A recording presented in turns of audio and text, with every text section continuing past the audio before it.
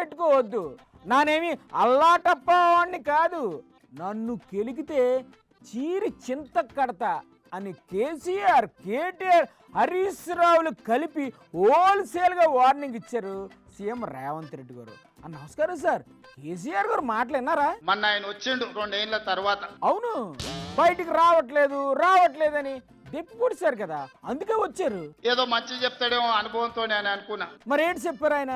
ఇక ఆయన నిన్నొచ్చి తోలు తీస్తా అని అన్నాడు. ఏంటి తోలు తీస్తాడంటేనే అయ్య బాబోయ్, మరి ఎలా సార్? ఇక నా సంగతి వదులు గాని మా సర్పంచులు వచ్చిండ్రు. రా, ఏ తోలు తీస్తావరా? మధ్యలో సర్పంచులను ఎందుకు లాగుతారు సార్? నీ తోలు తీసుడు కాదు, నిన్ను చీరి చింత కట్టి చింత మడకల ఏలాడేసి కొడతారో లేదో మా సర్పంచులు. రా, అదేదో మీరు చూసుకోకుండా మధ్యలో పాపం ఆ సర్పంచులను ఎందుకు సార్ ఇన్వాల్వ్మెంట్ చేస్తారు? నన్ను గెలకకు, నేను అన్ని చూసిన. అమ్మాం బాపతి గాని కాదు. ఎందుకు సార్ అంత ఆవేశపడిపోతారు?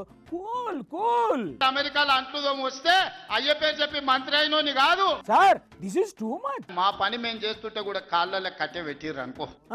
ఇక మా సంగతి అయితే చూపుతామయ్యా. ఇచ్చిన హామీలు అమలు చెయ్యకపోతే మీ సంగతి తేలుస్తా అన్నారు సార్ కేటీఆర్ గారు. రా బిడ్డ, రా రెడీగా ఉన్నారా? మీరు అవినీతి అనకుండా కూడా అన్నారు సార్ మొన్న. నీ ముఖం ఎప్పుడైనా చూసుకున్నావులా అద్దంలా?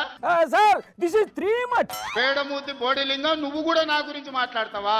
ఏం మాట్లాడొద్దా? బరాబర్ మాట్లాడతారు. కళ్ళు కాంపౌండ్ మాటలు మాట్లాడకండి తండ్రి కొడుకులు. మీరు అడ్డి మారి గుడ్డి దెబ్బల సీఎం అయిండ్లంట అని కూడా అన్నారు సార్. ఈ అవ్వ లాగులో తొండలు ఇచ్చి కొత్త బిడ్డ నేను అనుకుంటున్నావేమో. అవ్వా ఇది సార్ మీరు మరీను ఆ భాష ఏంటి, ఆ తిట్లేటి? సీఎం అయ్యిండు కూడా ఎలా మాట్లాడొచ్చా? ఇంకా పక్కలో ఒక నలికుట్లోడు ఉంటాడు, 6 అడుగులు ఉన్నా అనుకుంటాడు. ఆ తలకాయ ఎక్కడ ఉందో నాకు తెలియదు. అంటే ఎవరు? హరీష్ రావు గారా? ఆయనేటన్నారు సార్. కేసీఆర్ వచ్చి గర్జించిండంట, గర్జనకు నేను పోయి లోపల దాచుకున్నాడు. మరి నిజంగానే దాక్కున్నారా? మీ గాండ్రింపులకు, మీ బెదిరింపులకు, ఉడత ఊపులకు భయపడ్డాడు ఎవరు లేడు బిడ్డ.